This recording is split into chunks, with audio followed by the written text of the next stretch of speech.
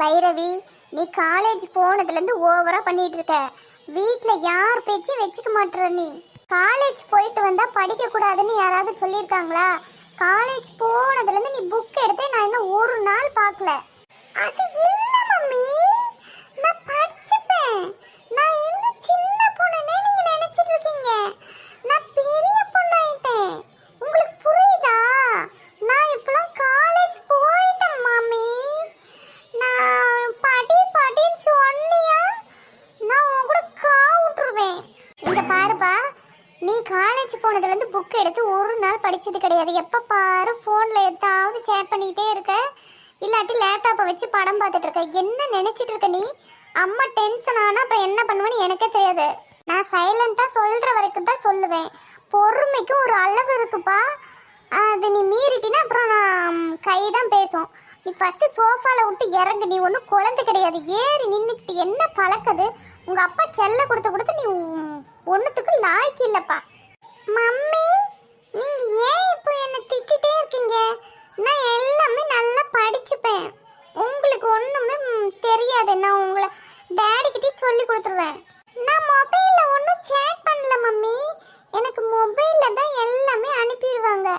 அதில் பார்த்து தான் படிச்சிட்டு இருக்கேன். நீ இப்படி தான் நினச்சிட்டு இருக்கியா? எல்லாம் அம்மாவுக்கு தெரியும் பைரவி. சரி, நீ சோஃபாலேருந்து இறங்கி உட்காரு first. Okay mummy, cool cool. இங்கே பாரு பைரவி, அம்மா திட்டிகிட்டே இருக்கேன்னு நினைக்காத. உனக்கு எவ்வளோ ஃப்ரீடம் கொடுக்குறேன்.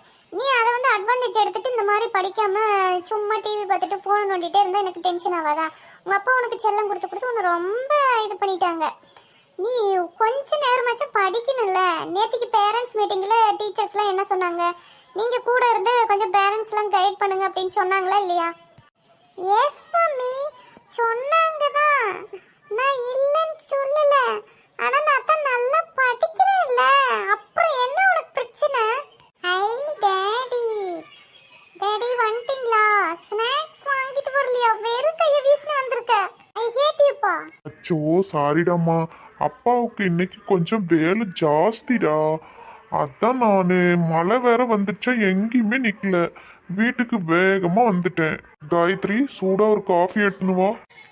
எடுத்துட்டு வரேன்ப்பா. நீங்க போய் ஃப்ரெஷ் ஆயிட்டு வந்துருங்க. ஆ பைரவியப்பா, இந்தாங்க காஃபி. குடுமா. என்னப்பா இன்னைக்கு நிறைய வேலை இருந்துச்சா? வழக்கமா வரதை விட இன்னைக்கு ரொம்ப லேட்டா வந்திருக்கீங்க. ஆமா காயத்ரி, இன்னைக்கு மேனேஜர் கொஞ்சம் ஒரு ப்ராஜெக்டை முடிச்சு கொடுத்துட்டே போங்க அப்படின்னு சொல்லிட்டாங்க. அதான் முடிச்சு கொடுத்துட்டு வர்றதுக்கு இவ்வளோ நேரம் ஆயிட்டு.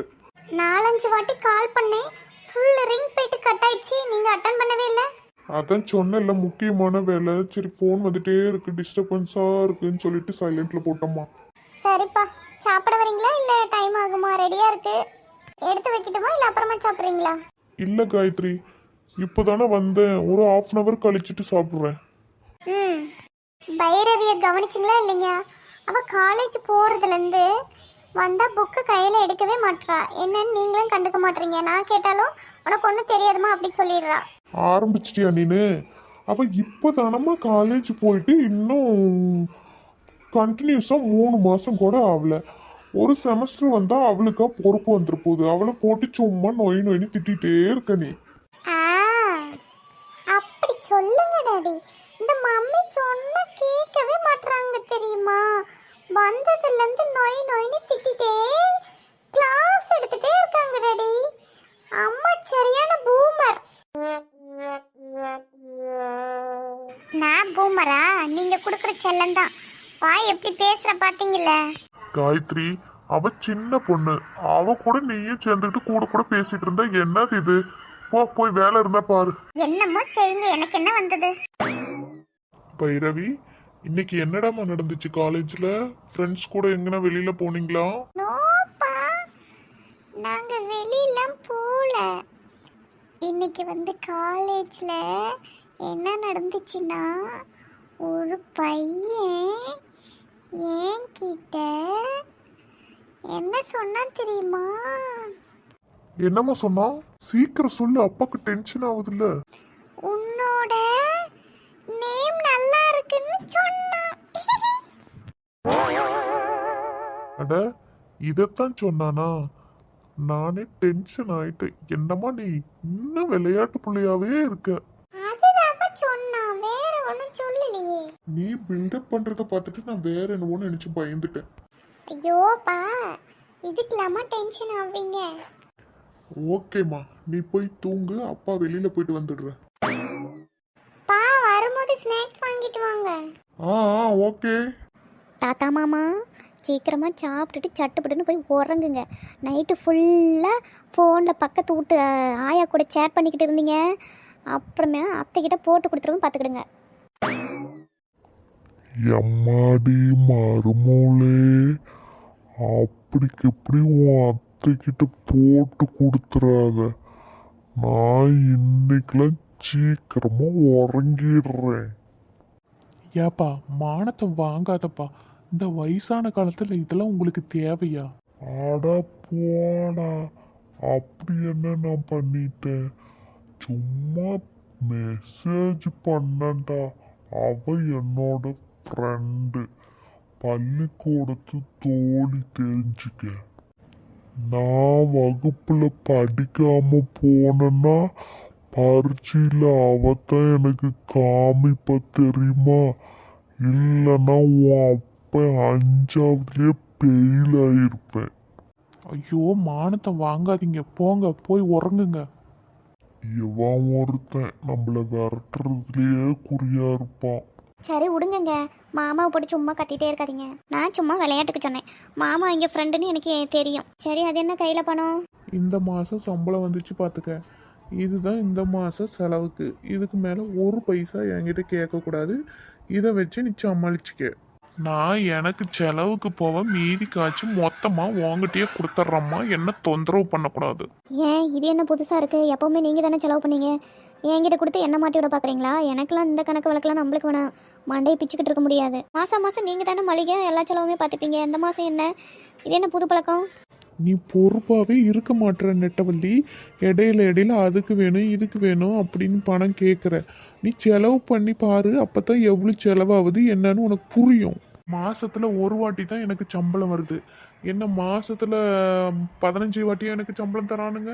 அதுல இபி பில் கட்டணும், கரண்ட் பில்லு கட்டணும், அப்புறமா தண்ணி பில்லு கட்டணும், வீட்டு வரி கட்டணும், பாப்பா உடம்பு சரியில்லைன்னா அதுக்கு பார்க்கணும், வீட்டு செலவை பார்க்கணும். பத்தத்துக்கு நீ தண்ட செலவு ஓவரா பண்ணிட்டு இருக்க. என்ன பண்ணிட்டு இருந்தாண்ட செலவு அப்படி? நானே எங்கே சொல்லுங்க பாப்பா. அதான் அடிக்கடி உங்க ஃப்ரெண்ட்ஸ் கூட சேர்ந்துக்கிட்டு ஹோட்டல் போறது, சினிமா போறது, எங்கனாலும் சுத்துறது. இதுக்கெல்லாம் எங்கிருந்து பணம் வரும்? கொடுங்க கொடுங்கன்னு ஃபோன் போட்டு சீப்பே பண்ணுங்கிறிய. ஏன்டா மவனே, ஏன்டா அவளை புடிச்சு கத்திக்கிட்டு இருக்க? அவ விவரம் இல்லாம அறியா பிள்ளடா. அவளை போய் கத்திக்கிட்டு இருக்க. போக போக அவ பொறுப்பா புரிஞ்சு நடந்துப்பா. நீ வேலை பாரு. அப்படி சொல்லுங்க மாமா. நெட்டவள்ளி, நெட்டவள்ளி, வாங்க நாலு முடி, உள்ள வாங்க. வாங்க கீதாக்கா, என்ன இந்நேரத்தில்? அது ஒன்றும் இல்லை நெட்டவள்ளி, குழம்பு வைக்கலான்னு போய் பார்த்தா பருப்பு டப்பால பருப்பு காலி ஆயிடுச்சு. எங்கள் மாமியார் பருப்பு குழம்பு தான் வேணும்னு சொல்லிட்டாங்க. சரி, அதான் உங்ககிட்ட ஒரு டம்ளர் பருப்பு வாங்கிட்டு போகலான்னு வந்தேன். அப்புறமா நான் வாங்கினதை கொடுத்துறேன் நெட்டவள்ளி. அப்படியே நாலு முடியே கொடுத்துருவீங்களா? போன மாதம் 2 டம்ளர் சீனி வாங்கிட்டு போனீங்களே, அதை எப்போ தரலான்னு இருக்கீங்க? அட பாப்பமே, இன்னும் அதை நினைப்பு வச்சுட்டு இருக்கா. அது இனிமேல் வராதுன்னு இவளுக்கு நான் எப்படி சொல்லுவேன்? நாம் ஒரு பொருள் வாங்கினா அது திருப்பி கொடுத்ததா சரித்திரமே இல்லை. அது இந்த மரமண்டைக்கு என்னைக்கு தான் புரியுமோ? என்ன நாலு முடி தலை தொங்கிடுச்சு. வாங்கிக்கலாம் நெட்டவள்ளி, எங்கே போயிடுது? என்கிட்ட இருக்கிறது உன் பாக்கெட்டில் இருக்க மாதிரி. சீனியை பாக்கெட்டில் வச்சுருந்தா எறும்பு கடிச்சிடும். இந்த பொய்யா புழுகிற வேலையெல்லாம் என்கிட்ட வேண்டாம். சொல்லுங்கள், எப்போ வாங்கின சீனியை தருவீங்க? எப்பயா? அடுத்த மாதம் ரேஷனில் வாங்கின கையோடு கொடுத்துட்டு தான் முத வேலை. அப்படி போன வாரம் லட்சுமி கிட்ட தக்காளி வாங்கிட்டு திருப்பி கொடுத்தீங்களே, அந்த மாதிரி தானே? குந்தாணி, இவளுக்கு எல்லாமே தெரிஞ்சிருக்க. இவளை ஏமாற்றவே முடியாது போலையே. சரி, ரொம்ப யோசிக்காதீங்க, எடுத்துகிட்டு வரேன். ஆனால் ஒரு கண்டிஷன், திருப்பி கொடுத்துட்றேன் அப்படின்னு மட்டும் தயவு செஞ்சு யார்ட்டையும் சொல்லி கேட்காதீங்க. இது வேணும்னு சொல்லி வாங்கிட்டு போங்க. சரிட்டி, ரொம்ப நீட்டாக போய் எடுத்துகிட்டு வா. 10 ரூபாய்க்கு பருப்பு கொடுக்குறதுல 10,000 பேச்சு பேசுகிறா இவ. ஏட்டி, போன வாரம் நான் உன்னை சினிமாவுக்கு கூட்டிகிட்டு போய் உனக்கு பீஸா வாங்கி கொடுத்தேனே, அதுக்கெல்லாம் நீ காசாக கொடுத்த. இப்போ நீ மட்டும் இவ்வளோ கணக்காக பேசுகிற? ஐயோ இந்த 4 முடி வேற என்ற மாமனாரும் என்ற புருஷனும் இருக்கும்போது எல்லாத்தையும் சொல்கிறாங்களே, அவங்களே ஆல்ரெடி திட்டிகிட்டு இருக்காங்க. இப்போ இந்த 4 முடி வேற எல்லாத்தையும் போட்டு கொடுத்துட மாட்டிருக்கு. இப்போ சினிமாவுக்கு போனது பீஸா தின்னதெல்லாம் ரொம்ப முக்கியம். இந்த 4 முடி அப்படியே பிச்சு எய்யணும். என்னடி நெட்டவழி இப்போ உன் தலை தொங்கிடுச்சு? எம்மா தாயே, வாயை கொஞ்ச நேரம் மூடிக்க. நான் உனக்கு என்ன பருப்பு தானே வேணும், எடுத்துகிட்டு வந்து தரேன். நீ திருப்பி தரவே வேணாம். இந்த பருப்பு குழம்பா வேணாலும் சொல்லி வச்சு கொடுக்குறேன். கொஞ்ச நேரம் வாயை மட்டும் துறக்காத. உன் குழம்பு யாருக்கு வேணும்? ஏனே வச்சுப்பேன். இது பருப்பு மட்டும் எடுத்துட்டு வா. வாங்குறது ஓசு, இதில் என்ன திமிரா கேட்குது பாரு. சரி, எல்லாம் என் நேரம் கொடுத்து தொலைஞ்சி தான் ஆகணும். சரி வாங்க, 4 மணி கிச்சனில் இருக்க எடுத்து தரேன். சரி வா. தனியாக போய் இல்லை நொல்லான்னு கண்ணை குத்திவிடுவேன். தாரேன் வாங்க.